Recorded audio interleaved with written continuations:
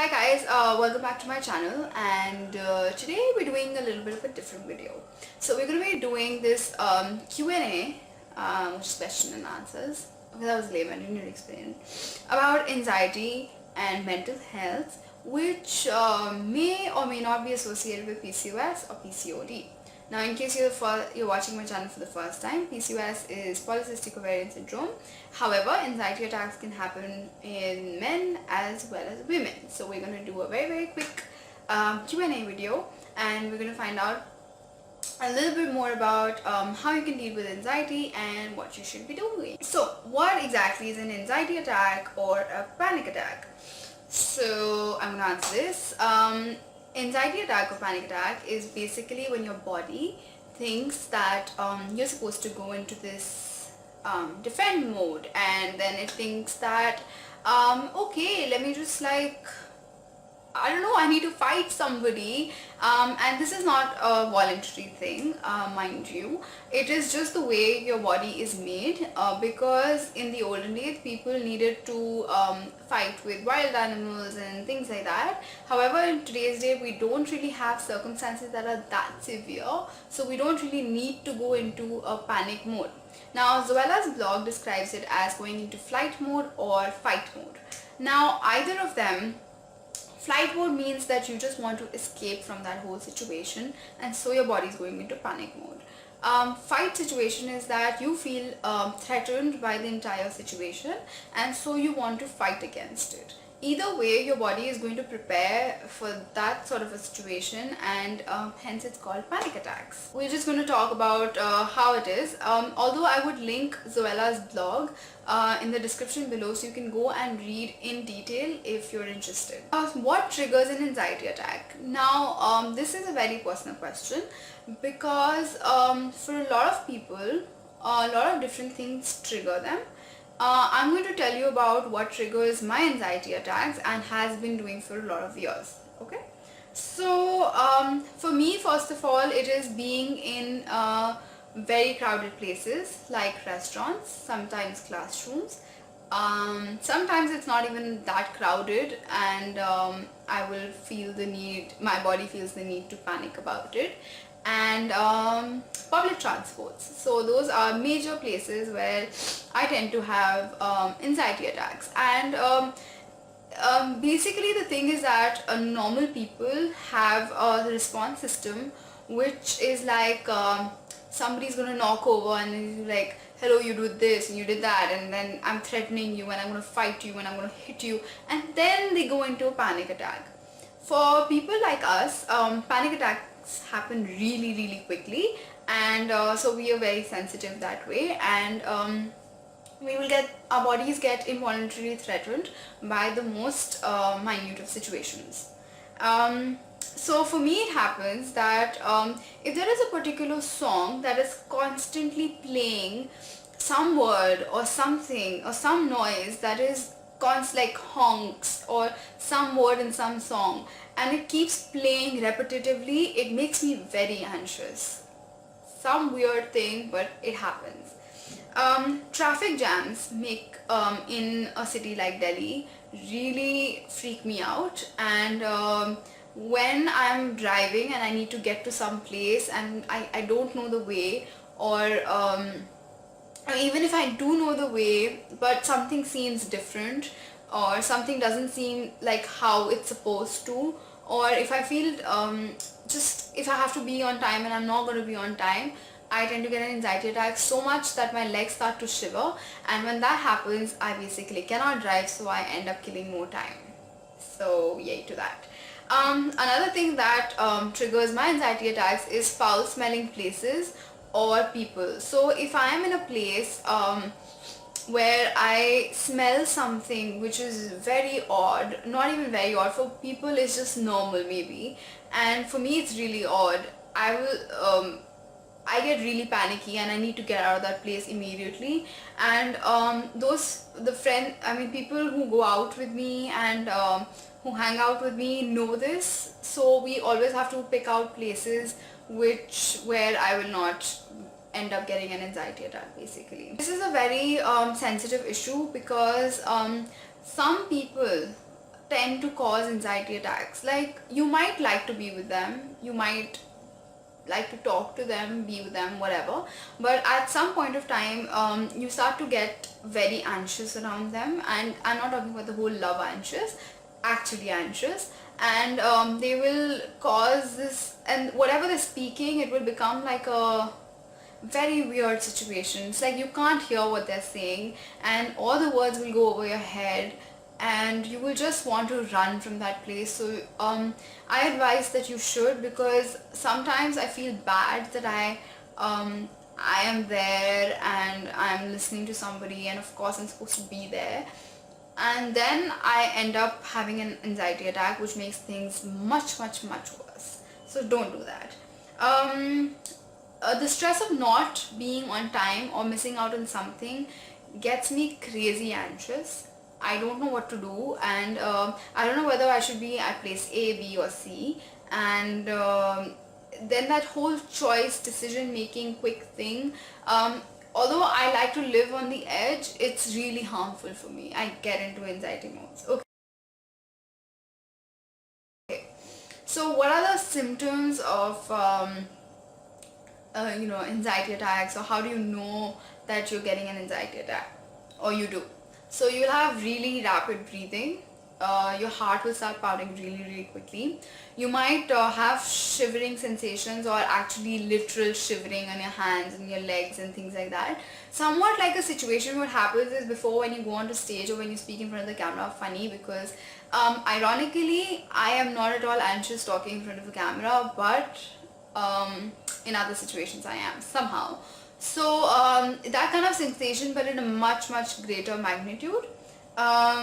You might feel like there is a lot of heat releasing from your body, or a lot of, I don't know, it's called hot or cold flashes. Basically, one of them will happen. You might feel claustrophobic. You might feel like you're being just confined to a place, even though it's a pretty open space for you to move around. And you might just want to run, like your mind's constantly telling you go. That's when you know things are going wrong. Okay, and for people who have PCOD or PCOS, you could have anxiety attacks starting from your stomach, or at least that's what happens with me. I get really sharp pelvic pains, and then it moves up to the whole breathing thing.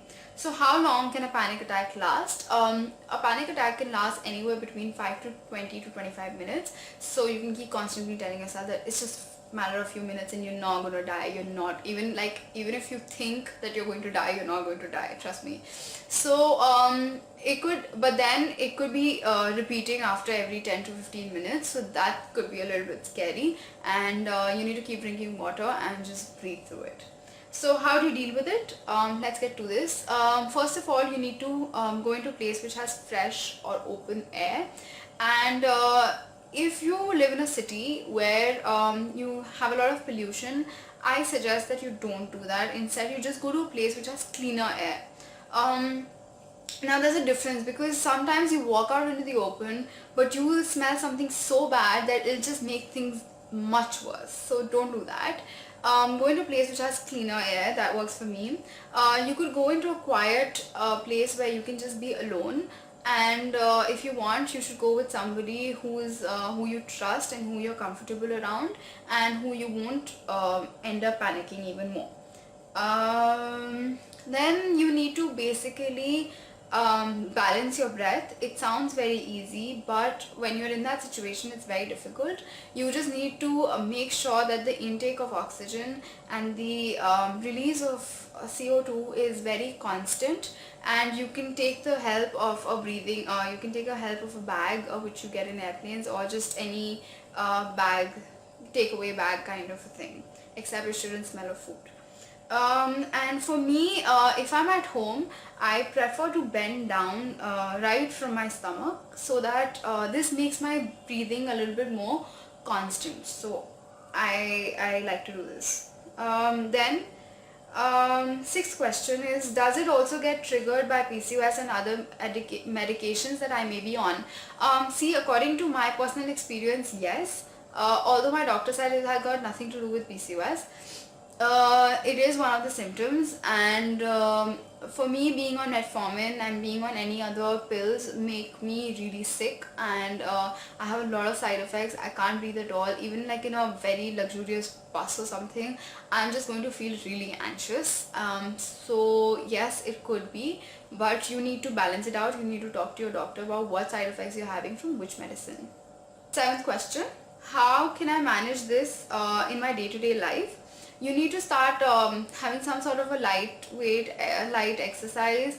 You need to just start walking a little bit more, drinking a little bit more water, and I think the major thing is that if people don't understand your situation, and you don't need to talk about it to everybody, but people who you trust and who know who are going to be there for you, talk to them about it. It really helps you get through situations. You don't have to tell them that you get breathing attacks or something like that, but you can just talk to them about life in general, and sort out your issues and talk to somebody about it. You can try and do more meditation and yoga. The other thing that really helps is a blend of essential oil spray. I spray it all over me, and it really tends to help the way I behave, and how often I get anxiety attacks. If you want to know a little bit more about these blends of for anxiety attacks and things like that, it's going to be coming out soon on bathcandy_company. You can check out the link below on Instagram. And you can, I think, avoid public transports, at least for the time when you have regular anxiety attacks. It's better to, because you wouldn't be able to cope up, or people might not be able to understand what you're going through, and it can become a very ugly situation if you're alone. So eighth question is, does it stop you from doing certain things? If anxiety starts to take a toll over your life along with PCOS, or in general with something else, it can become very difficult, because you tend to say no to a lot of things. You become scared.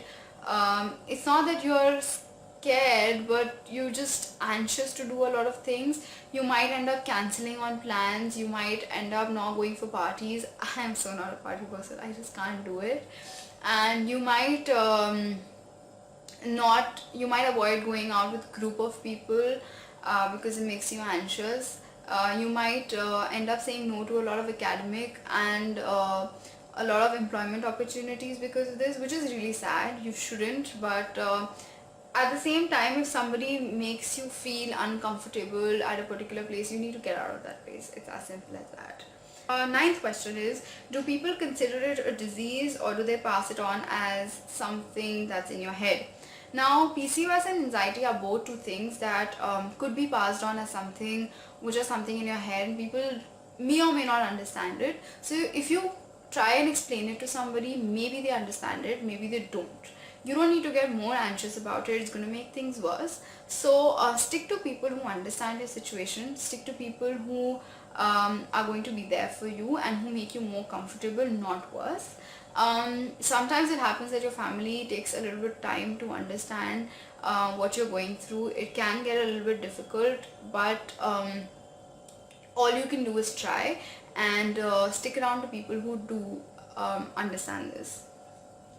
Alright, so always try and go out with people who make you feel safe, and anywhere that you feel you're being like insecurity or any of those kind of things that come, just try and get away from that place or be alone or something like that. Go and talk to a doctor or counselor or healer. If somebody doesn't work for you or somebody doesn't understand you despite their profession, then you can change your doctor, you can change your counselor. You have no liability towards them. So that's one thing that's very important to understand, because sometimes even for PCOS, there are a lot of doctors who end up giving wrong medications which might be giving you the worst of side effects, and you don't know how to deal with it, but you're too scared to tell them. So don't do that. The last question, second last question, what are the one of the worst situations that you've been in?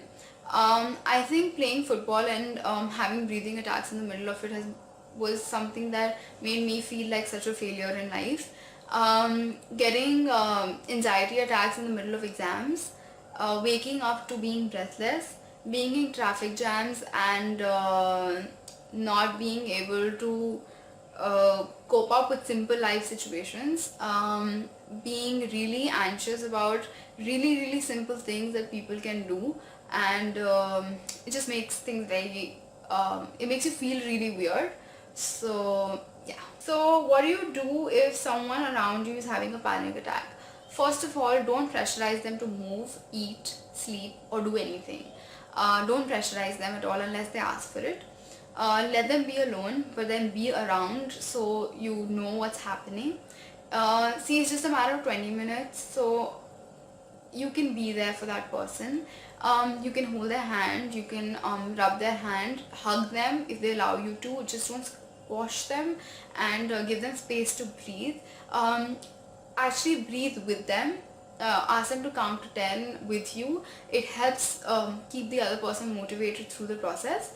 And after, get them water, and after the anxiety attack is over, just sit down with them. If they want to talk about it, talk about it. If they don't want to talk about it, don't talk about it. Don't ask them to jump into anything or do anything which they don't want to at that particular point of time. And also just make sure that they don't feel embarrassed about the situation, or you don't make fun of them, because it just makes things, their self-esteem go really low. Because I know that after having an anxiety attack or a sharp pelvic pain or something, you feel so helpless and you don't know what's happening. So it's very difficult to calm yourself down, and all you want to know is that everybody around you or in your own aura space is there for you, and you know, they're willing to, they're accepting of you despite the situation. So yeah, I think that's about it. And if you have any more questions, you can ask me in the link below. I will also be putting Zoella's blog description below, because she's described and written it much in great detail, and I could totally relate to it. So I want you guys to read that as well. And you can follow me on Instagram, Snapchat, Twitter, although my Instagram is kind of having some sort of a dysfunction. And yeah, and my Facebook page's name is @the If you want to join the support group of PCOS awareness, you can do so. All the links will be in the description below. Thank you so much, and I'll see you in my next video.